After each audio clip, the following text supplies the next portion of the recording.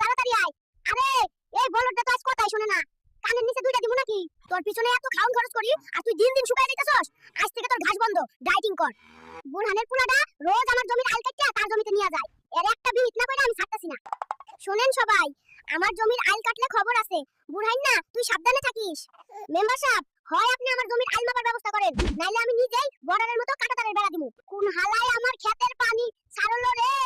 তরে ধরতে পারলে খবর আছে। হ্যালো কৃষি আপা, আমার বেগুন গাছের পাতা সব কুকড়ে যাচ্ছে, এখন কি দেব? এই লেদা পোকার বংশটারে আমি নির্বংশ কইরা ছাড়মু। আমার কচি লাউ গাছগুলারে খাইয়া শেষ কইরা দিল। ব্যাপারী আইয়া যে দাম কয়, জমির আইল টাইল না ধরে কাটতে ইচ্ছা করে, সব সিন্ডিকেট করে রাখছে। আমার গাছের পাতা খাস? দাঁড়া, তোর নামে আমি মেম্বারের কাছে মামলা করব। দেখিস ভালো কইরা ডিউটি করবি। একটা কাকও যদি আমার ধান খায় তাইলে তোর এক মাসের বেতন কাটা।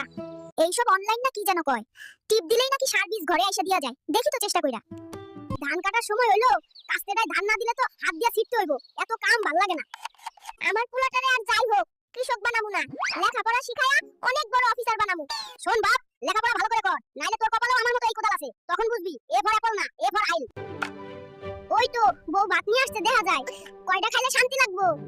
সারাদিন খাইটা যা ইনকাম করি, দিন শেষে দেখি লাভ তো দূরের কথা, পুঁজিটাই ওঠে না, সব বাদ দিয়া দিমু হালাই।